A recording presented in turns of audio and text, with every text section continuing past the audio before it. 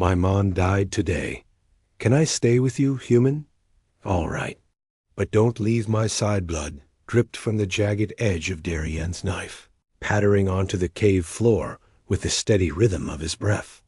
The razor claw lay sprawled before him, its 9-foot bulk a heap of twitching muscle and scaled hide. Toxic green blood oozed from the deep wound in its belly, hissing as it splashed onto the stone, eating shallow pits into the rock. Its head lolled to one side, jaws still parted in death, rows of serrated teeth glinting in the dim light. The air was thick with the stench of iron, bile, and something sharper, the predator's venom, still potent even now. Darien stepped back, never taking his eyes from the creature.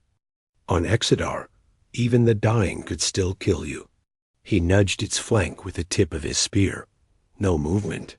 No sound but the faint drip of venom from its fangs.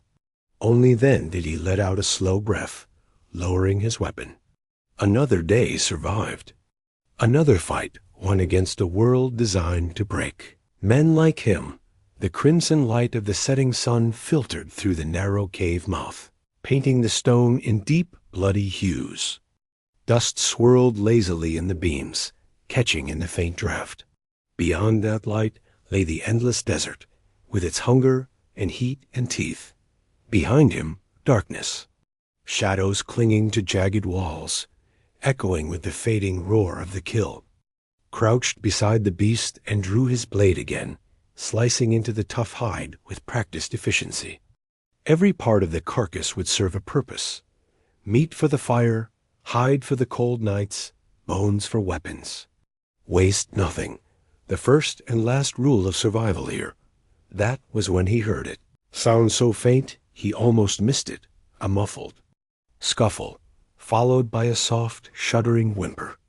Not the rasp of a wounded predator, nor the tread of a rival exile's boots.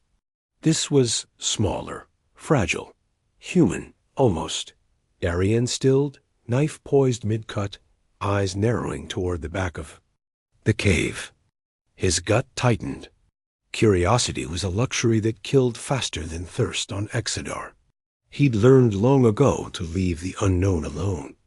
And yet, something in that sound tugged at a part of him he'd buried years ago, beneath the guilt and the blood. Knife in hand, he moved deeper into the cave, silent as a hunting shadow. The whimper came again, leading him to a small alcove, where the sunlight slipped in through a thin crack in the ceiling, a pale shaft cutting through the dark. She was there. A child. Blue-skinned, limbs drawn tight against her body, white braids, tangled and dust-streaked. Her large violet eyes were locked on him, wide with fear, but steady, watching every movement. Around her slender throat, a small battered device blinked weakly. When she spoke, it clicked and crackled before translating into halting English. You killed it. The beast that killed my mother.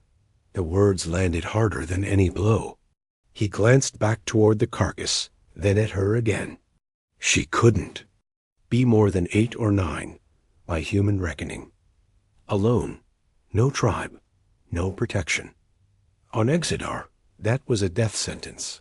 You hurt? He asked, his voice low, careful. She shook her head. It would have killed me, like her, but you came.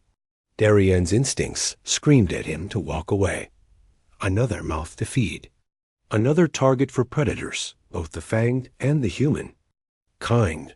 Survival was about cutting weight, not adding it. You can stay, he heard himself say before he could stop the words. He meant for it to be temporary. A night, maybe. But something about the way she looked at him, unflinching despite the fear, drew more out of him than he intended. Or forever, he added quietly. The translator clicked, hesitating over the word. Forever is a very long time, she said. Darien nodded, wondering what madness had just taken hold of him. Yeah, it is. Her small hand lifted, pressing against her chest. I am Nima. Darien, he replied, mimicking her gesture. awkwardly dot somewhere deep in the cave. The last hiss of venom faded into silence. Outside, the blood-red sun sank lower, shadows stretching long and thin. He'd fought all these years to stay alive. Now, for the first time, he wondered if survival might mean more than that. Darien worked in silence, the scrape of his knife against bone echoing faintly in the cavern. The razor claw's hide was thick as ship armor, and each cut sent a dull ache up his forearm. He'd done this dozens of times, but today the air felt heavier, not from the kill, but from the pair of violet eyes following his every move. Nima sat cross-legged a few paces away, framed in the slant of dying sunlight. Her translator clicked occasionally, tiny lights fluttering like a heartbeat. She didn't fidget or shift the way most children might. She simply watched, head tilted slightly, expression unreadable. "You're doing it wrong," she said suddenly. Darien paused mid-cut, raising an eyebrow. "What?" "You waste too much," she replied matter-of-factly, pointing to the tendon. He'd just severed. "That can be used for bowstring. And you're cutting against the seam. Meat will tear." His first instinct was to snap back, to remind her who'd killed the beast in the first place. But her voice wasn't mocking, just certain. And she wasn't wrong. The natives had lived here for generations. They knew how to wring every last scrap from a kill. He flipped the knife in his hand, hilt first, and held it out. "Show me." Her brows lifted in surprise, but she took the blade, the hilt awkward in her small, four-fingered grip. She moved closer to the carcass and began cutting with precise, almost delicate motions, following invisible lines between muscle groups. She talked as she worked, pointing out where to slice to keep the meat whole, where to dig for sinew, how to remove venom glands without spilling a drop. Darien found himself watching her hands, quick and sure, and the way her braids brushed, her shoulders when she leaned forward. There was no hesitation, no wasted movement. Whoever her mother had been, she taught this child well. "She told me knowledge is the lightest thing to carry," Nima said quietly, almost to herself, "and the most valuable to possess." Darien grunted. She was right. A shadow crossed her face, and for a moment her small shoulders hunched inwards. But she didn't stop working. By the time the last of the usable parts were packed into Darien's leather sling, the cave reeked of blood, smoke, and venom. Night was bleeding. In through the entrance now, the red sun dipping low. Darien set a small fire near the mouth of the cave, feeding it just enough to keep the chill and the smaller scavengers at bay. "You should sleep," he said, settling cross-legged beside the flames. "We move at first light." "Where?" she asked. He hesitated. "West, away from this place." Her head snapped up, violet eyes flashing in the firelight. "Not to my people's settlements." Darien studied her for a beat, noting the way her jaw clenched. "Why?" "The elder wanted me for his wives," she said flatly. "My mother refused. That's why we were alone." Something cold settled in Darien's gut. He had no love for tribal politics, human or alien, but the thought of this child being handed to some self-important elder made his hands curl into fists. No settlements. He agreed. "Just us." Nima nodded once, as if sealing a pact. She lay down near the fire, the flicker of flames dancing across her features. Within minutes, her breathing had slowed, steady and deep. Darien stayed awake, watching the shadows at the cave's edge. He told himself it was just good sense. Someone had to keep watch. But in truth, he kept glancing at the small form beside the fire, wondering why, after years of shutting himself off, he'd just promised to keep her safe. Outside, the desert. Night deepened, and the world beyond the cave's mouth disappeared into black. Inside, the fire crackled softly, and for the first time in years, Darien felt something close to purpose stirring in his chest. The wind had a bite to it when they left the cave at dawn, the sky a pale smear of crimson and gold over the jagged horizon. Darien adjusted the sling over his shoulder, the weight of the cured meat, hide, and bones pressing into his back. Nema walked just behind him, steps light, eyes scanning the ground with the alertness of someone who had been taught early that every shadow might hold teeth. They moved west, keeping to the high ridges where sight lines were long and ambushes harder. To spring. The ground crunched beneath Darien's boots, a mix of coarse sand and brittle shards of stone. His spear rested easily in his hand, but his senses were sharp. On Exodar, quiet never lasted. It was midday when Nema froze, her head tilting slightly. Darien stopped instantly, following her gaze. Down in the valley below, a group moved along the red dunes, 8 figures, their skin a deep, almost cobalt blue, bodies marked with streaks of white and ochre paint. Spears glinted in their hands, and bone armor curved over their chests and shoulders. Even at this distance, Darien could feel the predator's rhythm in their steps. Eastern Reach, Nema murmured, her translator spitting out the name with a faint click. Her voice carried a tension he hadn't heard before. Bad? Darien asked, though the answer was obvious. They raid other settlements, take females, kill any who resist. Darien's mind was already mapping the terrain. The open slope behind them was a death trap, and the ridge they stood on offered little in the way of cover. Can they track us? Better than you can hide, she said grimly. By sight and by scent. Almost as if her words had summoned it, one of the warriors below stopped, head lifting. Darien's stomach tightened when the man's vertical pupilled eyes locked on their ridge. A raised hand, a sharp gesture, the others spread out with frightening coordination. Run, Darien said, grabbing Nema's hand. They bolted along the ridge, abandoning stealth for speed. Behind them came the guttural war cries of pursuit, carried on the dry wind like the sound of a coming storm. Darien's mind flicked through options. Dismissing most, they couldn't outrun them on open ground.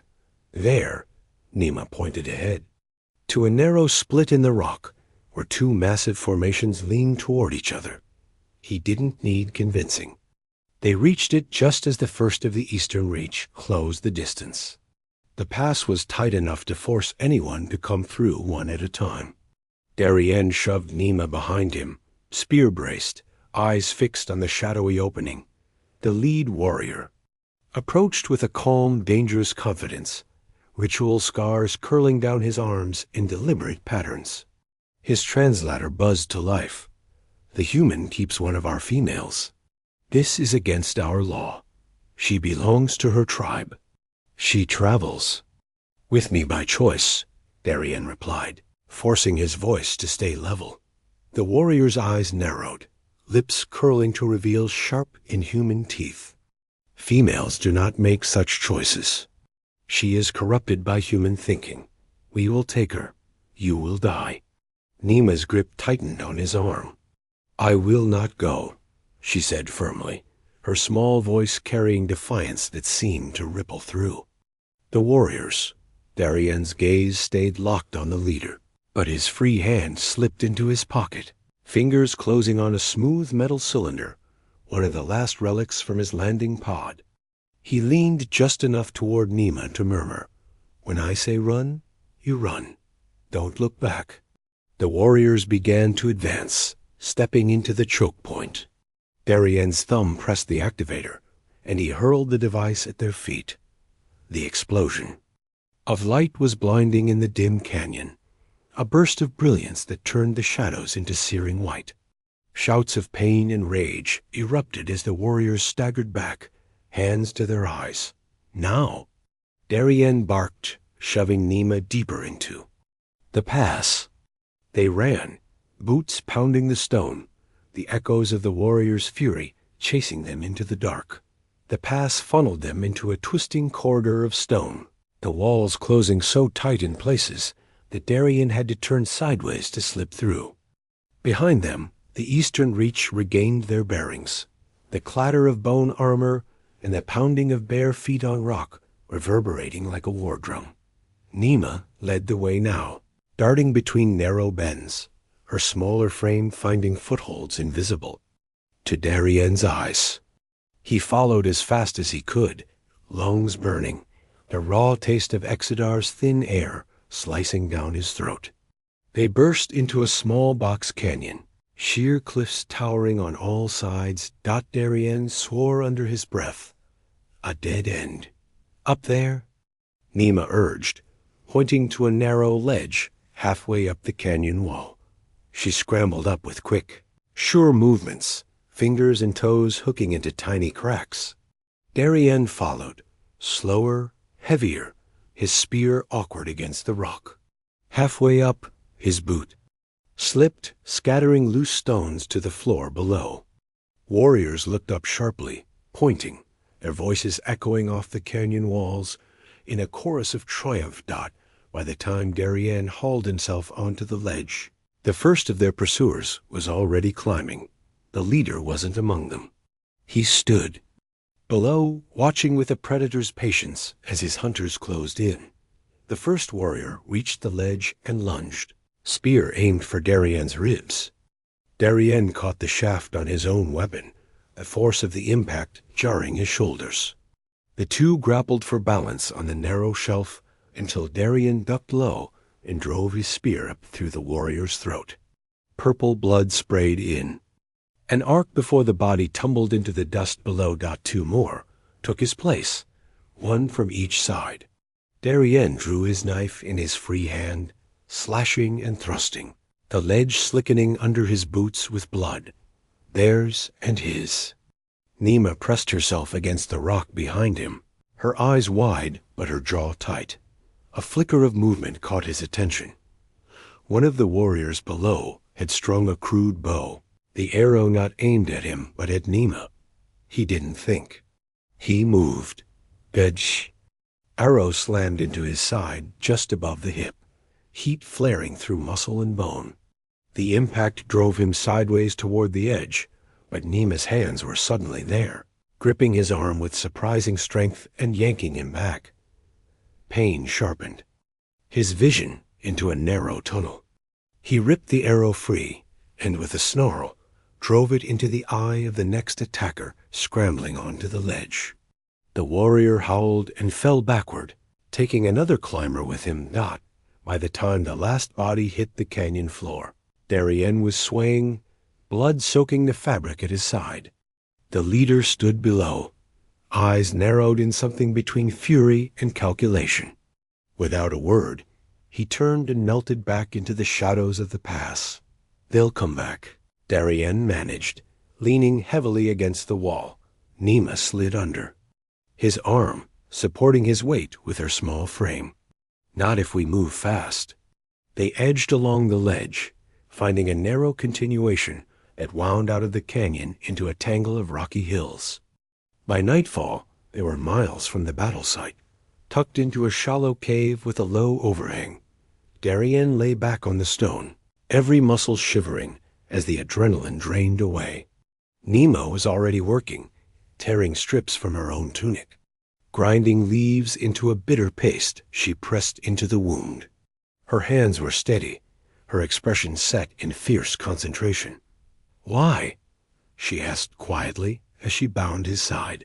"Why fight for me?" Darien met her gaze, voice raw. "Because you're mine to protect now, and I don't let go of what's mine." Her eyes glistened, but her voice was steady. "Then you are mine to protect too. We are family now." Darien closed his eyes, the pain in his side dulling under. Her touch. For the first time in years, the word family didn't feel like a memory. It felt real, and it was right here, fighting to keep him alive. Darien drifted in and out of consciousness over the next 3 days, his world shrinking to the taste of bitter medicine on his tongue, the damp coolness of poultices against his skin, and the sound of Nema's quiet movements in the cave. Fever came and went in waves, dragging old ghosts into his dreams. Boardrooms and verdicts, the cold eyes of soldiers whose deaths had been on his ledger, and the endless, unforgiving sky of Exodar. When he woke enough to focus, Nima was always there. She brought him water mixed with crushed plants, coaxed him to eat strips of dried meat, kept the fire burning low but steady. Every so often she would slip out and return with something new, edible roots, medicinal leaves, strips of hide to reinforce their packs. She moved with the confidence of someone who had stopped seeing herself as a child and had instead become a survivor. By the fourth day, the fever broke. Darien woke to find her curled up beside him, asleep for once, her hand resting lightly on his arm. He studied her face, younger than her eyes suggested, smudged with soot and dust, and yet unshaken. The word she'd used before came back to him. Family. He realized he'd meant it, even if he hadn't known it at the time. They stayed in the cave for another week, letting him regain enough strength to travel. When they finally set out, they went higher into the mountains, leaving the lowland. Tribes far behind. The terrain grew harsher, the air colder and thinner, but game was plentiful in the valleys between the ridges. Days passed in quiet rhythm, hunting, gathering, moving camp when the wind shifted or tracks suggested predators nearby. The storm came without warning. One moment, the sky was a brittle blue above the peaks. The next, black clouds boiled over, the ridges spilling rain in torrents. The wind hit like a hammer, bending the stunted mountain trees until the roots tore free of the thin soil. Darien and Nima fought to keep their footing as water sluiced down the slopes, turning the paths into slick, treacherous channels. Here, Ariane shouted over the roar, spotting a narrow pass that offered some shelter from the wind. They scrambled inside, but the shelter became a trap as water surged through from higher ground. A flood struck with bone-jarring force, knocking Darien from his feet. He caught Nima's wrist as the current tore at them, dragging them downstream in a chaos of mud, branches, and stone. He fought the water, muscles screaming, until his boots struck a rocky ledge. Hauling Nima up beside him, they collapsed, coughing and gasping, their bodies battered and soaked. It was only then that Darien noticed the shape tangled in the debris against the far wall of the pass. A body, blue-skinned and still breathing. "Stay here," he told Nima, forcing his legs to move. The figure was a woman, older than Nima, but young compared to most tribal elders. Her clothes were torn, marked with strange woven patterns unfamiliar to Darien. Blood streaked her arms and face, and her leg was twisted at an unnatural angle. Her eyes fluttered open as he knelt beside her, deep blue, almost black, meeting his with dazed focus. Her throat device crackled. "Help!" It rasped. Darien hesitated only a moment before calling to Nima. Together they freed the woman from the debris, carrying her to the relative shelter of an overhanging rock formation. They built a fire, stripped wet clothing from the yow, worst of her injuries, and splinted her leg with branches. Through the long night, Darien and Nima took turns watching her. By morning, the stranger's fever had eased. She introduced herself in a voice still weak, but clear enough. "I am Lyra," she said, studying them both with careful eyes. "And I owe you my life." She had no idea yet how much her arrival would change theirs. Lyra healed slowly in the cold, thin air of the mountains, but each day she regained more of her strength. At first she spoke little, her deep blue eyes watchful as she took in the unlikely pair who had saved her. She asked questions in fragments, about Darien's presence on Exodar, about Nima's age and why a child would travel alone with a human, but her tone was cautious. Her body language guarded. Darien didn't push. Trust was earned here in inches, not leaps. He let her see how they lived, how Nima and he shared the work without question, how they rationed food, how the fire was banked at night, so no spark betrayed them to hostile eyes. Slowly, Lyra began to join in. She taught Nema the proper curve for a bowstring, carved from the mountain willow that bent but did not break. She showed Darien how to read the snow line for signs of an incoming storm dot. It was during one of those storms. The three of them huddled together in a low rock shelter while wind howled outside, that the boundaries between them shifted. Nema slept, curled against Darien's side, her breath slow and even. Across the small fire, Lyra sat watching him, her expression unreadable in the flickering light. "Why?" she asked finally. "Why keep her?" Darien met her gaze. "Because I couldn't. Leave her. Not after what she'd been through." Lyra's head tilted, a small smile ghosting across her lips. "Among my people, compassion is for kin. Outsiders are kept at a distance. Then maybe I'm not as much of an outsider to her as I thought," he said quietly. The fire popped between them, a small ember tumbling onto the stone. Lyra's gaze softened. "You are not what I expected from a human convict. And you're not what I expected from someone exiled by her own people." He returned. Something passed between them then, a recognition that both bore scars from being cast out. That survival had stripped them down to what was essential. Lyra leaned forward slightly, her voice dropping to a near whisper. "In my tribe, when two souls recognize each other, they share breath." He didn't know the ritual, but when she placed her hands on either side of his face and drew him close, until their foreheads touched, he followed her lead. Their inhalations matched, slow and deep, a rhythm as intimate as a heartbeat. When she pulled back, her eyes searched his, and she kissed him tentative at first, then certain when he didn't pull away. From that night on, something new existed. Between them, threaded into the daily work of survival. They moved higher into the mountains until they found the valley, a wide bowl of green fed by a steaming hot spring, the surrounding slopes thick with game. It was Nema who said it first, standing on a ridge with the wind in her braids. "We could stay here, build something." And they did. Seasons passed, and their shelter became a home. Stone walls reinforced with timber, a roof that shed snow in winter, a fire pit at its center where they shared every meal. Nema grew into a skilled healer under Lyra's teaching, while Darien learned to hunt the high passes where even predators hesitated to tread. The bond between him and Lyra deepened into something unspoken but undeniable. The night Lyra collapsed near the spring, Darien's chest clenched with fear. Nema examined her with the calm precision she'd learned over years, then looked up with wide, wondering eyes. "She's not sick," she said. "She's pregnant." For a moment, Darien could only stare. On this world, between their species, such a thing was almost unheard of. Lyra's hand found his, pressing it to her abdomen. "A child," she whispered. "Ours." The months that followed tested them in new ways.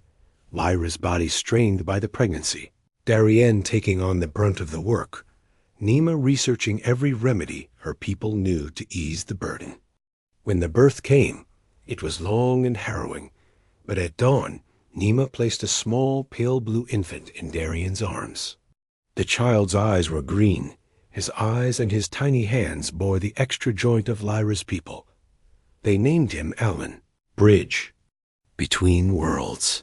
5 years later, Alan could track a snow hare's path through a forest, switch languages without hesitation, and laugh in a way that made the coldest mornings feel warm.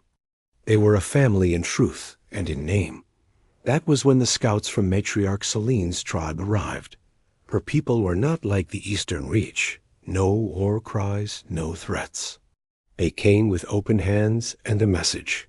They had seen the family thrive where others merely survived, and they wished to form an alliance. Raiders were moving into the high country, they said. Alone, no one could withstand them. Together, perhaps they could dot. It was a risk. Darien knew alliances could turn to Chains, but Lyra's eyes met his, steady and certain. For them, she said, glancing at Nima and Alandat, so they agreed. When the raiders came months later, they fought side by side, humans and natives, warriors and healers. The invaders were driven off, the alliance holding firm. That night, around the fires of victory, Selene pulled Darien aside. "There are whispers," she said. "Your child is not the only one. Others like him, hidden across Exodar, and the Coalition may already know." Darien felt the weight of her words settle on him like the cold mountain air. In the glow of the fire, Lyra stood with Alan in her arms, Nima beside her, their faces lit with relief. Whatever was coming, he knew one thing. They would face it together. And on this world that had been meant as his prison, he had finally found something worth fighting for beyond survival. Future.